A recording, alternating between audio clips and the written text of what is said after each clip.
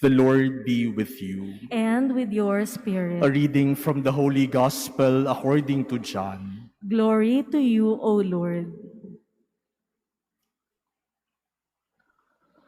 When it was evening, the disciples of Jesus went down to the sea, embarked in a boat, and went across the sea to Capernaum. It had already grown dark, and Jesus had not yet come to them. The sea was stirred up because a strong wind was blowing. When they had rowed about 3 or 4 miles, they saw Jesus walking on the sea and coming near the boat, and they began to be afraid. But he said to them, "It is I, do not be afraid." They wanted to take him into the boat, but the boat immediately arrived at the shore to which they were heading.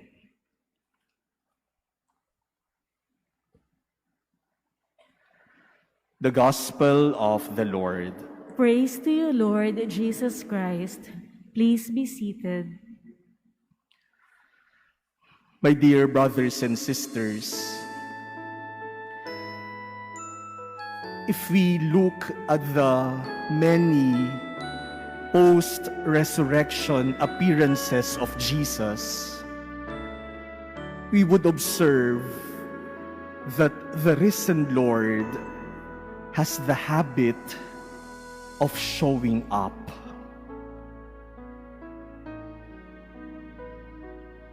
Remember our gospel last Sunday. On the evening of that day that Jesus rose again, the disciples were gathered in a room, and the doors were locked. And suddenly, Jesus showed up. Jesus appeared before his disciples. 1 week later, the same thing happened. It was the first day of the week, Sunday evening.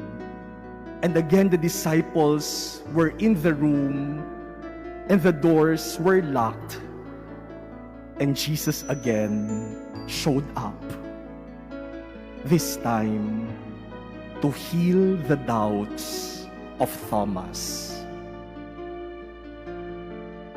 To Mary Magdalene, Jesus showed up and told her, "Tell my disciples to go to Galilee.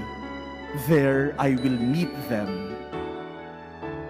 To the 2 disciples on the way to Emmaus, Jesus showed up and conversed with them and broke bread with them. And the Sea of Galilee, the gospel which we will hear tomorrow, Jesus will again show up, appear before his disciples, and eat breakfast with them. Now, this habit of Jesus of showing up did not only happen after the resurrection. In fact, Jesus showed up even before he suffered, died, and rose again. And this is what our gospel today attests to. The disciples were in a boat, they were in the middle of the sea, and they were in danger because of the strong winds. And Jesus walked on the water to save them. Jesus must have felt that his disciples needed him at that very moment. And so he showed up. He came, even if that meant walking on the water. Dahil alam ni Jesus na sa sandaling yon, kailangan siya ng kanyang mga alagad. Dahil alam ni Jesus na sa sandaling yon, kailangan ng presensya niya upang iligtas ang kanyang mga alagad. Dumating siya kahit kinakailangan pa niyang lumakad sa ibabaw ng tubig. Parang sinasabi ni Jesus, kahit ano gagawin ko, makarating lang ako upang iligtas kayo. And this is something that the early church learned. In our first reading today, the Greeks were complaining against the Hebrews because their widows are being neglected.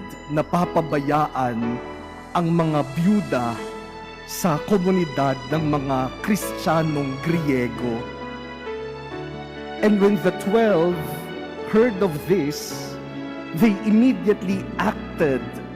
They immediately responded to the need by appointing 7 reputable men in order to attend to the needs of the Greeks, especially their widows. Ang 7 taong ito mangangalaga sa pangangailangan ng komunidad, lalong-lalo na ng mga byuda. Ang 7 ito ang magiging presensya ng Diyos at ng komunidad para sa mga nangangailangan sa kanila. My dear brothers and sisters, to be attentive to others, to respond to the needs of others, and to show up when we are needed by others, these are signs of a true follower of the risen Lord. To be attentive to the needs of others, to respond to the needs of others, and to show up when we are needed by others, these are also signs of a true leader after the example of Jesus, the Good Shepherd. To be indifferent, to be insensitive, and to be always absent are contrary to Christian values. For how can you say you care if you are not there? How can you talk of love if you do not show up? My dear brothers and sisters, like Jesus, let us always show up.